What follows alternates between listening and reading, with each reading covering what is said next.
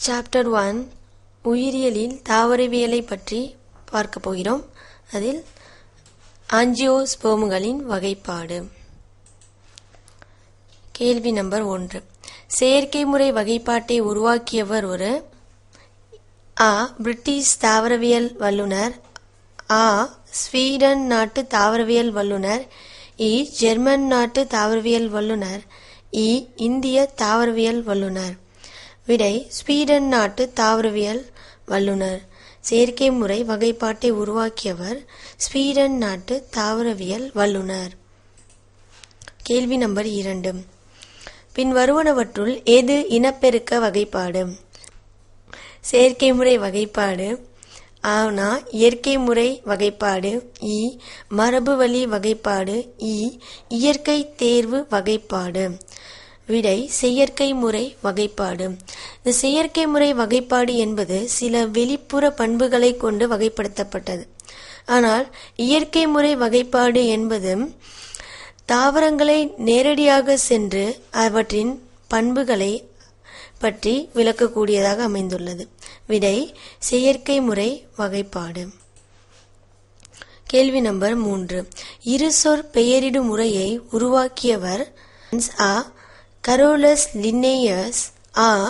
Gaspard பாகின், இ. Sir Joseph Dalton Hooker, இ. Adolf ஏங்லர். விடை Gaspard பாகின்.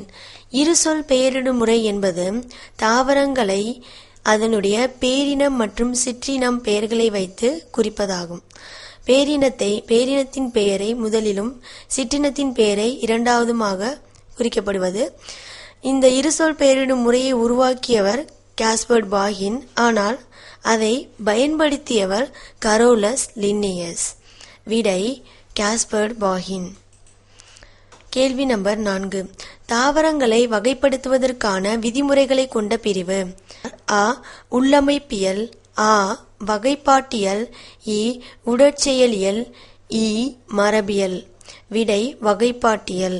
தாவரங்களை வகைப்படுத்துவது வகைப்பாட்டியல், அதனுடைய திசு அமைப்பை பற்றி அறிவிப்பது உள்ளமைப்பியல், அதனுடைய உடலில் உள்ள செயல்பாடுகளை பற்றி படிப்பது உடற்செயலியல், மரபியல் என்பது அதனுடைய ஜீன் மற்றும் DNA அவற்றை பற்றி படிப்பது மரபியல். விடை வகைப்பாட்டியல். கேள்வி நம்பர் 5. சில வெளிப்புற பண்புகளை அடிப்படையாக கொண்ட வகைப்பாடு. அ. செயற்கை முறை வகைப்பாடு, அ. இயற்கை முறை வகைப்பாடு, இ. பரிமாண முறை வகைப்பாடு, இ. நவீன முறை வகைப்பாடு. விடை செயற்கை முறை வகைப்பாடு. இதற்கு முன் உள்ள கேள்வியில் பார்த்தது போல் சில வெளிப்புற பண்புகளை மட்டும் அடிப்படையாக கொண்டு வகைப்படுத்தப்பட்டது செயற்கை முறை வகைப்பாடு. கேள்வி நம்பர் 6. கரோலஸ் லின்னேயஸ் தாவரங்களை எத்தனை வகுப்புகளாக பிரித்துள்ளார்? அ. 42, அ. 24, இ. 46, இ. 48. விடை 24.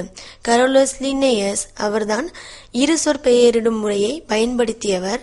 அவர் தாவரங்களை 24 வகுப்புகளாக பிரித்துள்ளார். விடை 24. கேள்வி நம்பர் 7. மொனாண்ட்ரியா வகுப்பில் சேர்க்கப்பட்டுள்ள ஒருவித்தலை தாவர வகுப்பு. அ. அனகார்டியேசி, அ. மியூசேசி, இ. ஜிஞ்சிபெரேசி, இ. லில்லியேசி. விடை ஜிஞ்சிபெரேசி.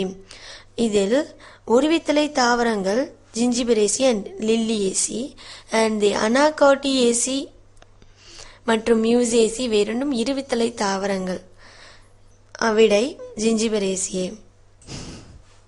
கேள்வி நம்பர் 8.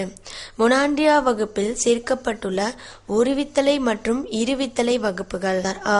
ஜிஞ்சிபெரேசி மற்றும் அனகார்டேசி, அ. அனகார்டேசி மற்றும் மியூசேசி, இ. மியூசேசி மற்றும் ஜிஞ்சிபெரேசி, இ. அனகார்டியேசி மற்றும் லில்லியேசி. விடை ஜிஞ்சிபெரேசி மற்றும் அனகார்டேசி. இதற்கு முன் பார்த்த கேள்வியில் ஒருவித்தலை தாவரம் மொனாண்ட்ரியா வகுப்பில் சேர்க்கப்பட்டுள்ளது ஜிஞ்சிபெரேசியே. அனகார்டியேசியே ஒரு இருவித்தலை தாவரம், இதுவும் மொனாண்ட்ரியா வகுப்பில் சேர்க்கப்பட்டுள்ளது. விடை ஜிஞ்சிபெரேசி மற்றும் அனகார்டியேசி. கேள்வி நம்பர் 9.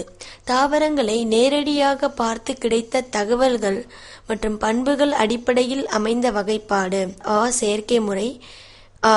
நவீன முறை. இ. பரிணாம முறை. இ. இயற்கை முறை. விடை இயற்கை முறை வகைப்பாடு. கேள்வி நம்பர் 10. இயற்கை முறை வகைப்பாடு தாவரங்களுக்கிடையே எதை விளக்கவில்லை? ஆப்ஷன்ஸ் ஆர்: அ. மரபு வழி தொடர்பு. அ. பரிணாம வழி தொடர்பு. இ. செயற்கை முறை. இ. இயற்கை தேர்வு. விடை மரபு வழி தொடர்பு. மரபு வழி தொடர்பு என்பது ஒரு தலைமுறையிலிருந்து தலைமுறைக்கு செல்லக்கூடிய பொருளை மரபு பொருள் என்கிறோம். இந்த மரபு வழி தொடர்பு பற்றிய விளக்கங்களை இயற்கை முறை வகைப்பாடு கொடுக்கவில்லை. விடை மரபு